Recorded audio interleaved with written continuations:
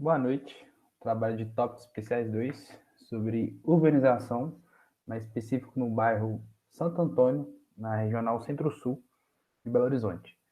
Os integrantes são Gleidson Fernandes, eu, Guilherme Oliveira, Jéssica Ribeiro e Matheus Tiburcio. Localização do bairro Santo Antônio. O bairro Santo Antônio é limítrofe do bairro São Pedro, Vila Paris, Luxemburgo, Savassi e Lourdes. Suas principais vias de acesso são a Avenida do Contorno, na horizontal, e a Avenida Prudente de Moraes, marcada também no mapa aqui em rosa.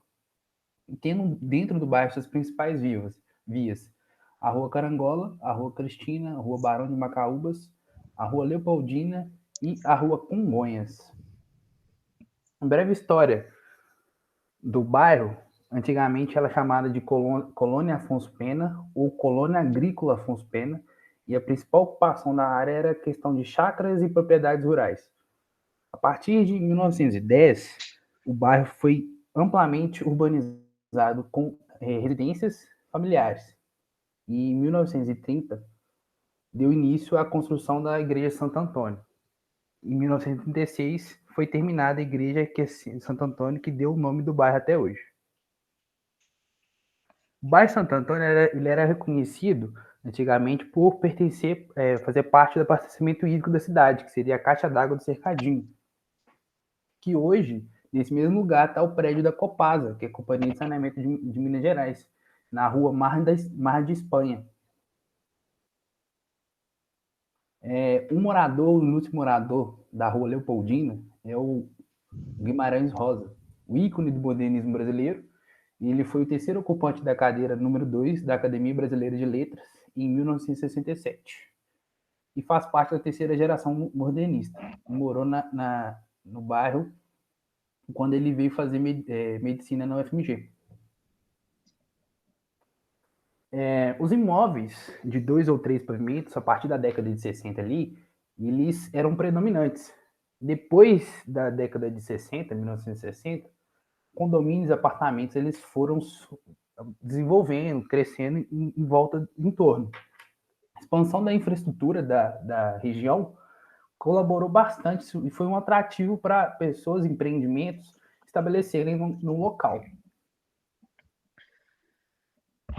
Já em relação à aprovação do parcelamento do bairro, o bairro Santo Antônio, né, como o Guilherme falou aí, antigamente mais conhecido como Colônia Afonso Pena, ele foi aprovado em 13 de dezembro de 28, então, conseguinte a isso, ele foi aprovado anterior à lei, né, 6766, de 19 de dezembro de 79, que é a lei que dispõe aí do parcelamento do solo e também dos requisitos, né, que esses loteamentos devem atender e se enquadrar.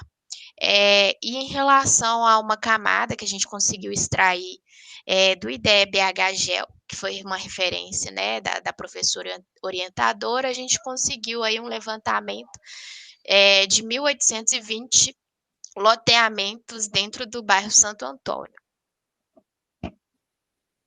A característica socioeconômica do bairro.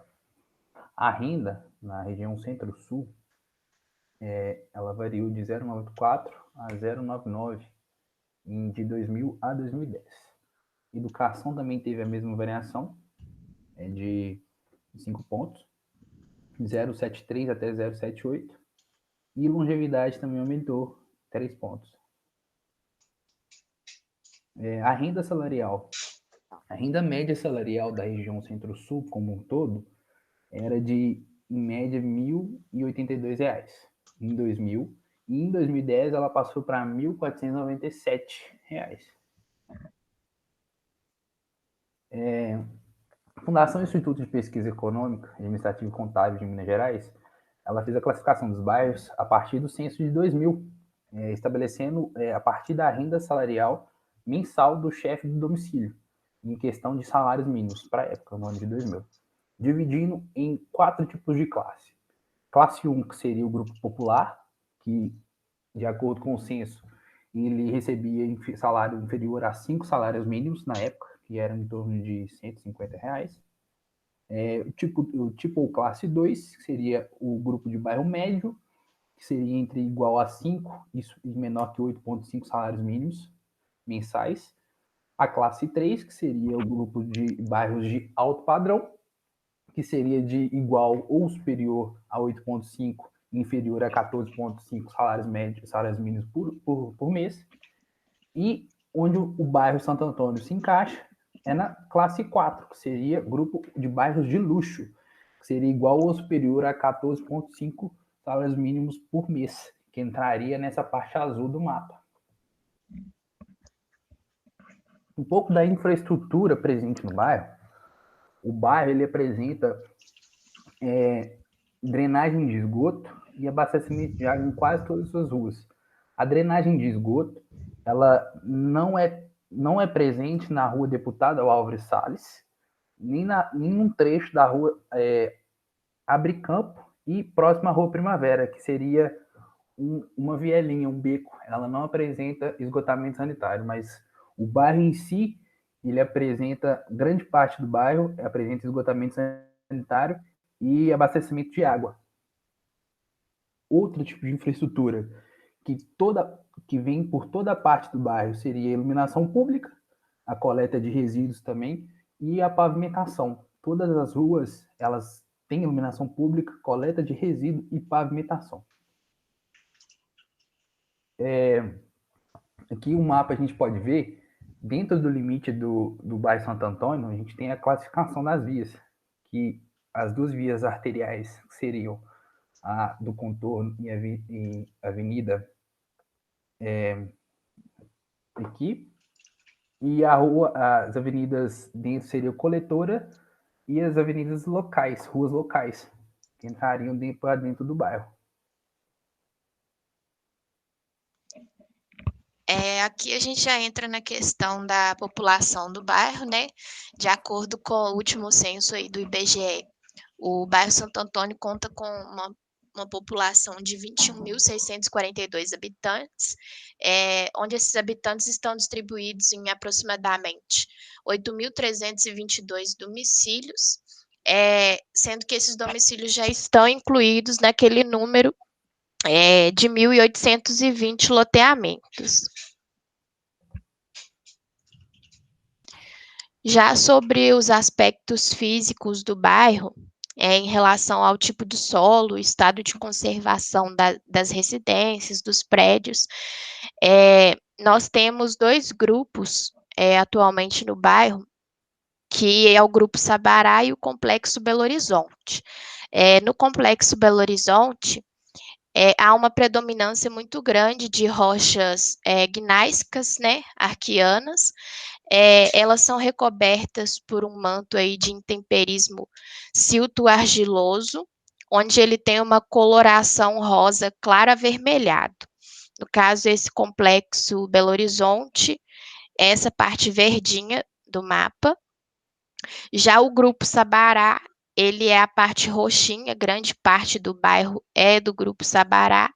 Ele é constituído, maior parte por xisto e filito, bastante intemperizados também, e que possui aí uma coloração rosa para amarelada. Já em relação ao estado de conservação médio das residências, né, eu consegui ir no local e tirar essas fotos aleatórias. Duas da Avenida Prudente de Moraes, essa da Avenida Mar de Espanha, e essa última que fica na rua São João Evangelista.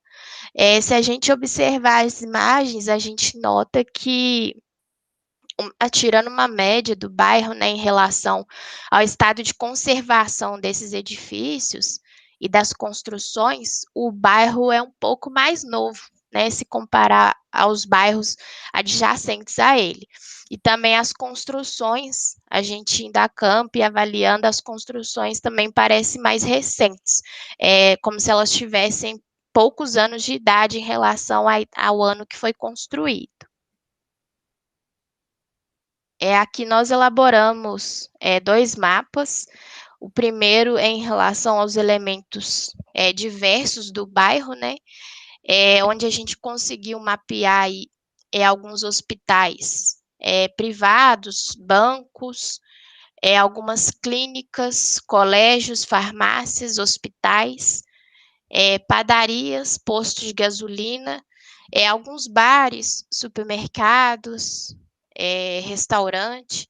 A gente percebe que esses elementos, apesar de poucos, né, por cada categoria, eles acabam que estão bem distribuídos pelo bairro e também eles estão muito, digamos, de fácil acesso, né, a todo o bairro.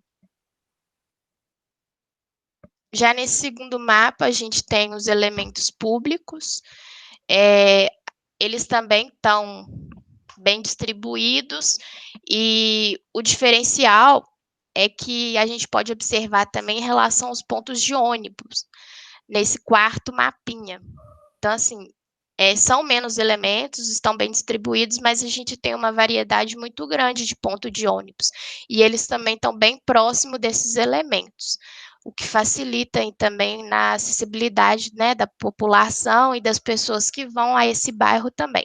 Nesse mapa, a gente conseguiu delimitar aí os elementos públicos, que são as escolas, as igrejas, as áreas de lazer, né, que seriam os parques e as praças, os pontos de ônibus, telefone público, shopping, e também alguns, como posto de saúde, UBS, que são mais voltados para a questão do SUS. Bom, pessoal, vou falar um pouquinho aqui dos zoneamentos definidos. E foram quatro zoneamentos, né, no decorrer aí de 1996 a 2019, começando pela Lei 7166 de 96, que estabelece as normas e condições para o parcelamento e ocupação do solo no bairro em toda a região, né, no município de Belo Horizonte. Em 2000, tivemos aí a Lei 8.137, que altera o parcelamento existente e ocupação do solo da lei anterior. A Lei 9.959 de 2010, alterando o parcelamento também do solo e a ocupação das leis anteriores. E em 2019, né, o novo plano diretor, né, fazendo aí, né, essas novas alterações. Bom, os tipos de zoneamento aí que a gente pode perceber, não, né, que foram definidos no novo plano diretor, eu vou citar aqui assim, somente os interessantes, né, para o artigo, que são os que abrangem aí o bairro de Santo Antônio, que seria a zona de preservação ambiental, que sofre restrições em decorrência de atributos ambientais e paisagísticos relevantes, zonas de ocupação moderada, que sofre restrições em função de baixa capacidade de suporte, inserção em bairros tradicionais, zonas de ocupação preferencial, que são ocupações estimuladas para melhores condições de infraestrutura e acessibilidade, zonas especiais de interesse social, que são porções ocupadas por população de baixa renda e interesse em programas habitacionais. E temos também as áreas de centralidade, onde se pretende direcionar um maior adensamento construtivo e populacional do bairro. Bom, esses zoneamentos, né, eles são destrinchados em alguns outros pontos. Eu vou citar aqui assim, os que estão inseridos no bairro do Santo Antônio, que seria a zona de preservação ambiental, né? O zoneamento do bairro Santo Antônio, ele compreende aí, a proteção ambiental nível 1, que são zonas de preservação ambiental classificadas em PA1, 2 ou 3, de acordo com a relevância ambiental que possuem e com a possibilidade de compatibilização de seus atributos ambientais. A zona de ocupação moderada também tem essa divisão aí de OM1, 2, 3 ou 4, e elas também se classificam com a qualidade da infraestrutura e das características físicas do terreno. Passando.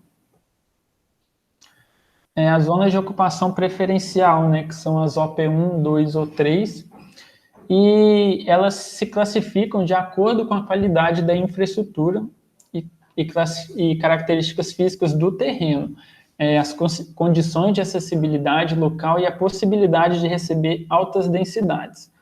As zonas especiais de interesse social, né, que são as ZEIs 1 ou 2,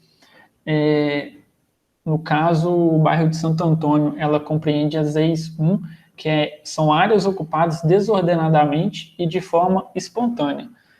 As ZEIs, no caso do bairro Santo Antônio, ele compreende apenas uma pequena parte do zoneamento da região.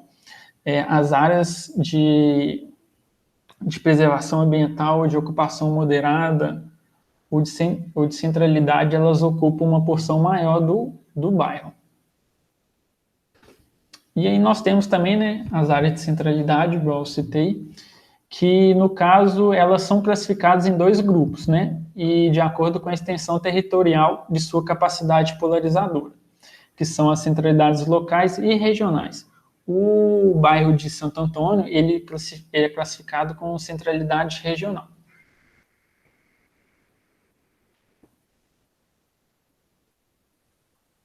Pode seguir. Pode seguir também. A gente vai falar aqui agora, mostrar, né, um pouquinho dos mapas de zoneamento durante os anos, né? A gente começa aqui falando em 1996, né, o primeiro parcelamento que teve aí, o primeiro zoneamento, né? E ele era o bairro de Santo Antônio, se vocês perceberem aí no mapa, ele é praticamente todo compreendido em uma zona adensada, né? Esse cinza mais escuro aí. Ele possui também algumas hierarquias viárias, né? Que é igual o Guilherme citou no início, com as suas vias coletoras. Tem também a via arterial, que é a Prudente de Moraes e a Avenida do Contorno. E também as vias locais. Pode passar. No zoneamento de 2000, nós não tivemos nenhuma alteração desses parâmetros que citamos anteriormente. Em 2010, a gente teve apenas uma pequena mudança na parte de baixo ali do bairro, né, olhando assim, dessa vista de cima do mapa, que foi justamente as áreas de proteção ambiental. Passar. Já no zoneamento de 2019, né, já teve um maior zoneamento dentro do bairro e ele compreende aí, né, a centralidade regional, que seria essa de coloração aí mais alaranjado escuro. Temos aí também a ocupação moderada 2 e 3, que é o alaranjado mais convencional, e esse tom mais rosado, mais bege. Ocupação preferencial, que está aí destacado em amarelo. Preservação ambiental 1, que está destacado em verde. Se vocês verificarem um pouquinho na parte de baixo do bairro, vocês vão ver que destacado em azul piscina a zona especial de interesse social 1. De acordo com o nosso novo plano diretor. Sobre os parâmetros urbanísticos, né, de acordo com as leis de 96, 2000, 2010 e 2019, pode passar. Eu vou falar aqui um pouquinho, então, do zoneamento, né, da zona adensada que teve de 96 e também na lei de 2000.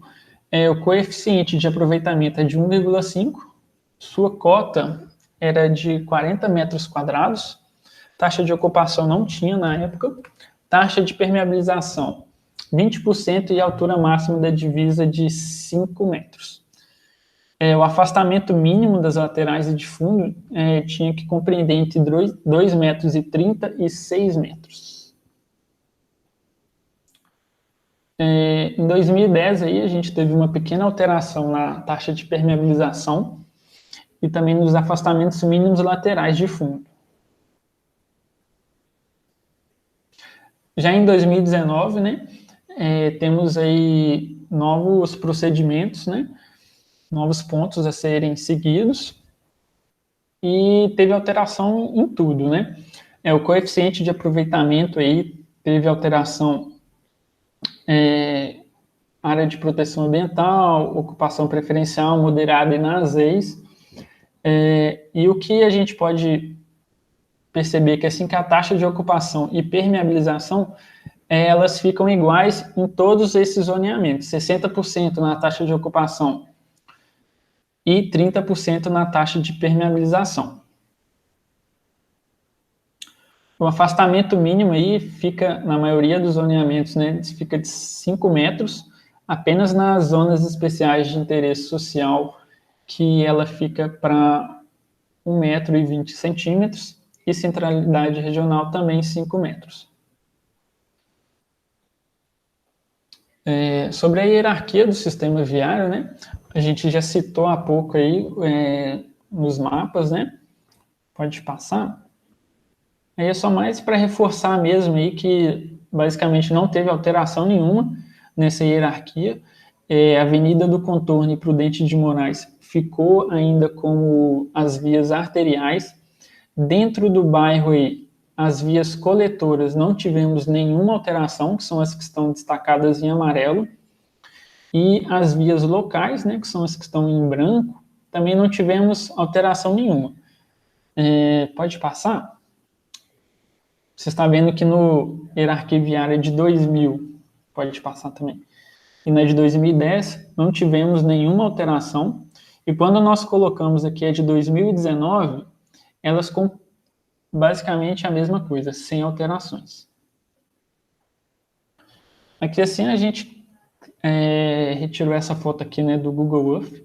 É a rua Joaquim Murtinho, né? Ela é uma via coletora. E aqui assim ela já está quase na interseção com a Prudente de Moraes. A gente pode ver que ela é via única, mão única, né? E sobre as características aí do loteamento, né, das edificações, a gente pode ver um afastamento aí, tanto da altura máxima e do passeio até a edificação. Pode passar. Avenida Prudente de Moraes, né, que é uma via arterial.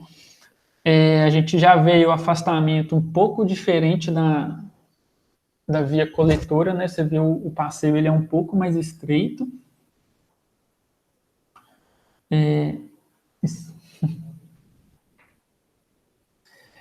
Obrigado. E na rua Marquês de Paranaguá, que é uma via local, a caracterização aqui das vias, né, e dos lotes é quase idêntico à da via arterial também.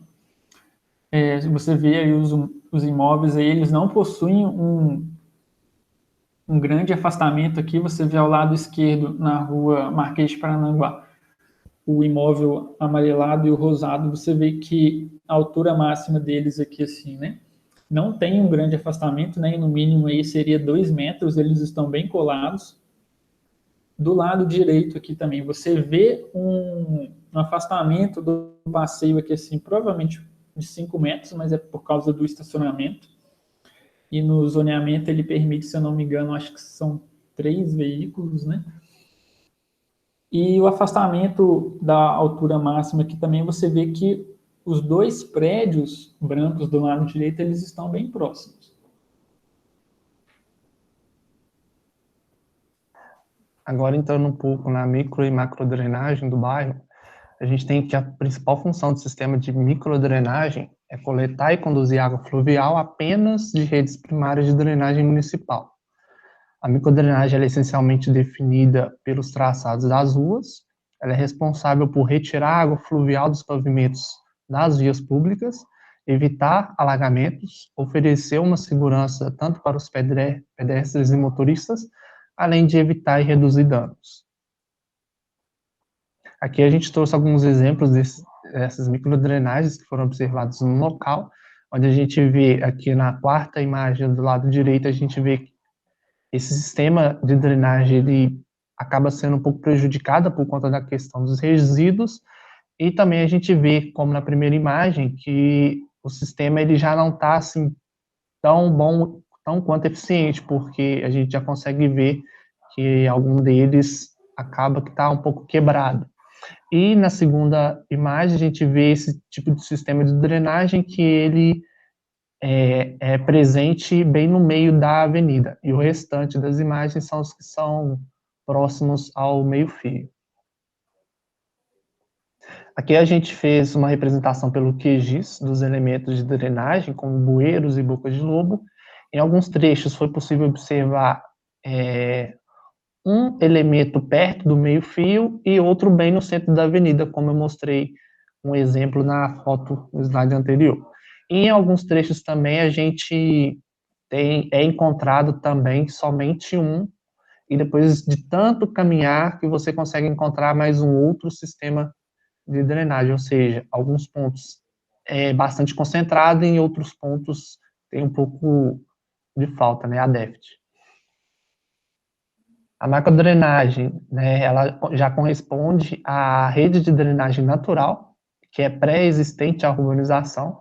Ela é constituída por rios e córregos, e que pode também receber obras como canalizações, barragens, diques, e os elementos da macrodrenagem que foi levantado é a drenagem do Rio São Francisco, que passa sobre a Avenida Prudente de Moraes em verde, na delimitação do bairro Santo Antônio, que está em vermelho, e logo abaixo da avenida a gente tem a barragem de Santa Lúcia, que foi construída com o objetivo de conter as inundações do local. As cheias urbanas, elas estão diretamente associadas à falha desses subsistemas, em conjunto ou separadamente, por erro de concepção, falta de manutenção, ou até mesmo por obsolescência devido ao acelerado crescimento urbano. Aqui a gente já entra na questão de ocorrência de enchentes. A região de estudo ela sofre constantemente com as enchentes que são divulgadas com frequência nos noticiários. Isso porque abaixo de uma das principais avenidas do bairro passa o córrego do Leitão, que é um dos principais pontos de alagamentos de BH. Em 2012, as enchentes já mataram 2 pessoas afogadas dentro de um veículo, na esquina com a rua Joaquim Murtinho, que é um ponto de alagamento também, ponto de inundação. Segundo as reportagens, há uma retenção de água no encontro da Avenida Prudente de Moraes com a Avenida do Contorno, que faz com que se jogue uma grande quantidade de água no córrego do Leitão.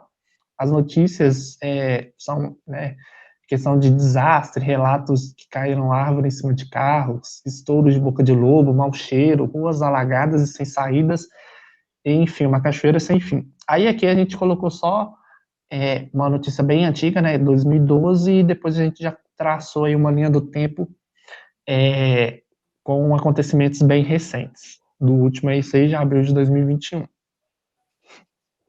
Aqui algumas notícias que saíram aí em diversos jornais e datas diferentes também. Aqui, né, a primeira é a Avenida Prudente de Moraes é devastada por enxurrada após tempestade assolar BH. Isso foi esse ano, né, 29 de janeiro de 2021. Inclusive, tem algumas fotos também, mas a gente consegue algumas fotos que são um pouco mais antigas, de janeiro de 2020. Aí, chuvas em BH, espera pelas obras, ou seja, foi feito projeto, porém não foi executado, tem aquela questão, né, os próximos problemas de quem mora e trabalha próximo ao córrego do Leitão. Não só essas, mas como outras notícias são bem comuns a gente encontrar sobre inundação a respeito do bairro. De fato, através dos mapeamentos realizados pelo grupo, o bairro ele conta com sistemas de microdrenagem, porém eles não são suficientes para estar resolvendo o problema do bairro. E aqui algumas imagens que foram tiradas comprovam isso. E essas imagens a gente conseguiu através de uma reportagem onde foi gravada pelo celular de uma pessoa. Aqui a gente fez o levantamento da carta de inundação. De acordo com a carta de inundação conseguida através do site da Prefeitura de BH, a nossa área de estudo, Avenida Prudente de Moraes, como já explicado anteriormente, ela tem seu córrego do Leitão passando por debaixo dela. Segundo a carta, existe uma mancha de inundação na rua Joaquim Murtinho, que é bem próxima à avenida em questão.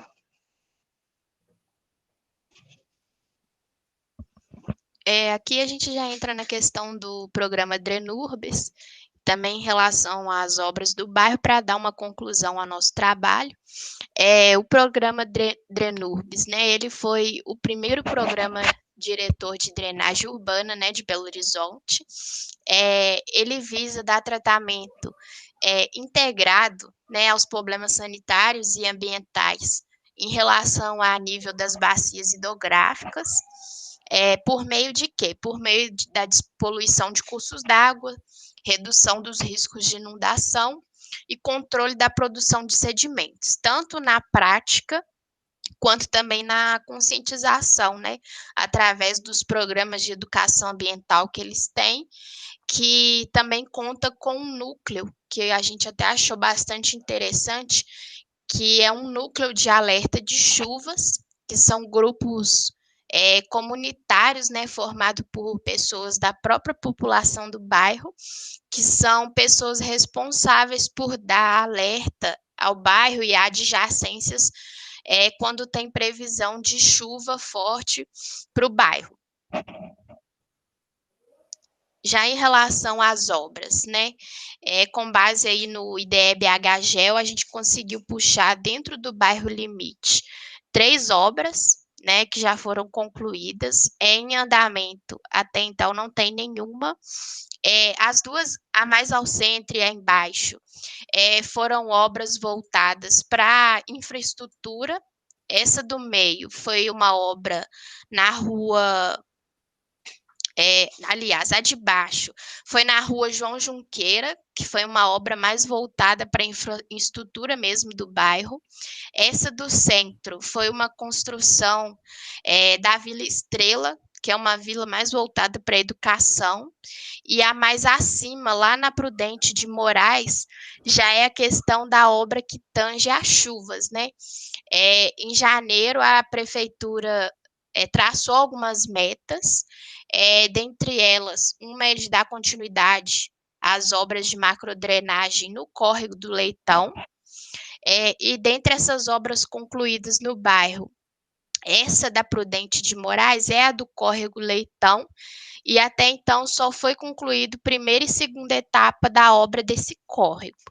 A gente chegou a discutir, né, e a gente conclui que, por mais que a prefeitura ela disponha do programa Drenurbis e dentre outras ações, né, de plano diretor de drenagem, o bairro e principalmente as áreas próximas ali do córrego do Leitão ainda é muito carente, né, de melhorias, tanto na infraestrutura quanto também em melhorias de macrodrenagem, para evitar realmente esses transtornos, principalmente nos períodos chuvosos. Pode passar, Gui. A gente não conseguiu, na verdade, a gente preferiu não colocar nossas bibliografias ao final, porque todos os slides e o trabalho todo foi muito bem referenciado, e todos os mapas, todas as fotos, todos os dados que a gente conseguiu retirar de algum lugar, tudo está muito bem referenciado ao longo do trabalho.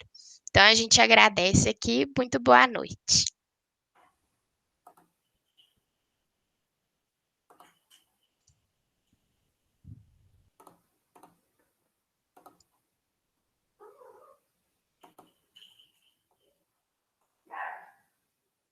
Agora já não sei como é que pausa a gravação, gente.